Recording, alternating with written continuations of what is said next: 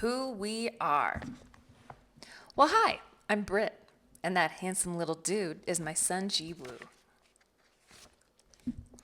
While my current title is stay-at-home mom, which I think should stand for selfless and heroic mama, I've worn many hats in this life: journalist, PR biz owner, golf course manager, self-care coach, and. I'm a multi-passionate butterfly who had 19 part-time jobs and internships in college alone. I've taken plenty of leaps and pivots with no plans in sight. But 20 years later, I see that everything had a purpose. Even long before entering motherhood, I led and mentored thousands of family and parenting writers at examiner.com, helped many mom-facing companies with their marketing, and watched hundreds of mamas benefit from my programs on break taking. Then, as I waited and waited and waited to become that mom I always longed to be, I went through the darkest tunnel of my life. As I endured infertility and depression, I felt incapable in every way. Yet deep in the wells of my woes and isolation, I found God again. I went to therapy. I got back on medication. I even paused my biz for a short gig at a golf course that turned into a 2-year second home. As glimmers of light shined back into my soul, I saw beauty in all of my pain and witnessed many a miracle in the smallest of things.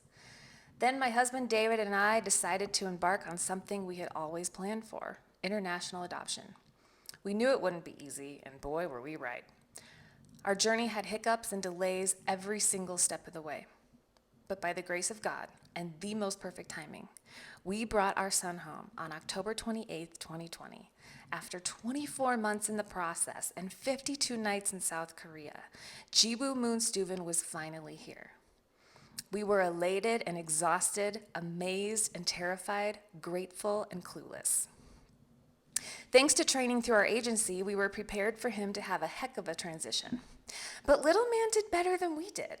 I mean, starting parenting with a 2-year-old in the middle of a pandemic right before winter is not for the faint of heart. They also told us, there might be days when you look at each other and ask, what were we thinking? Not me, I told Dee. After everything we will have gone through, I can't see that happening. Even when he's screaming, I'll just be happy he's here with us. Oh, my starry-eyed assumptions were right in line with those moms who say they'll never give their kid a pacifier, hand them a screen at a restaurant, or the other 100 things that go out the window when reality hits. Let's just say that this long-awaited season, the one I wanted with every fiber of my being, has brought out sides of me I didn't know existed, all while filling me with unexplainable gratitude. Motherhood is beautiful and confusing, wonderful and challenging. It's the most paradoxical thing I've ever experienced, but deep in the tension of those dualities is where we grow. The greater the pain, the more joy you can contain. The longer the wait, the better it tastes. A friend recently told me that because it was harder than usual for me to become a mom, I've been that much more capable of finding ways to be present. It brought tears to my eyes and sparked the same kind of urgency I felt when I realized his toddler days were slipping away. It made me wonder, was my desire to seize those remaining months also intensified from missing the first 2 years of his life? It got me thinking about loss and how, even though it's difficult, it does have a way of helping us live harder. Grief gifts us an ever-expanding ability to experience things differently. In fact, I believe that every struggle of every size is paired with a silver lining of sorts. Take the other day, for example. After a rough night with J-Dub and an even tougher morning, a tiny miracle happened. Krankenstein noticed a happy face in his muffin crumbs. It left us in awe and immediately lifted our moods. But had we not experienced those earlier challenges, would that edible emoji had brought us the level of joy that it did? I don't think so. Speaking of joy, Ji-woo has been the best teacher on this topic. Why? No one knows more about the art of joyful living than a toddler. Oh, how he loves running in circles, digging in dirt, spotting the moon, jumping in puddles, rolling down hills, unfolding umbrellas, rummaging through drawers, anything with sprinkles, anything that twinkles, and never leaving home without a spatula, whisk, or paperclip. Without his willful spirit, attention to detail, and wondrous way of seeing the world, most of these prompts wouldn't exist. He's been the best little co-pilot this gal could ask for. A tiring one, yes, but one that challenges me, surprises me, and brings that crazy good joy to me. You see, sometimes all we need is right in front of us. And sometimes there are those days when we can't ask for help, make another decision, or make time for anything but surviving. But just like turning on music when the sun is setting can immediately stop the sky from falling, I've found that a sliver of focused time with your little one can change everything. It only takes one spark to relight that fire, Mama. We're over the moon to journey with you, Brit and Jiwoo. Oh, wait, there's our signatures. How to use this.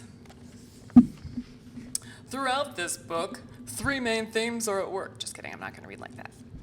The 3 main themes are fill your cup, show your love, and play. To me, these are the main ingredients of joyful parenting. As you'll find, however, they aren't broken into sections. When I polled moms on segmenting versus blending the chapters, mixed up won because mom life is mixed up. And let's be real, if the fill your cup / self-care chapters had their own area, you and I both know we'd skip over it. But sometimes you'll be seeking something specific. One day you'll need some emergency reprieve. Psst, turn to page 52 to stop, drop, and breathe. Or one night, that bath time transition will call for a trick. Quick, page 122. Therefore, there are 2 tables of contents.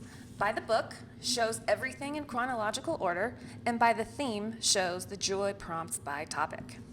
If a prompt doesn't speak to you, make it yours. But don't judge any chapters by their titles or ditch them before reading them.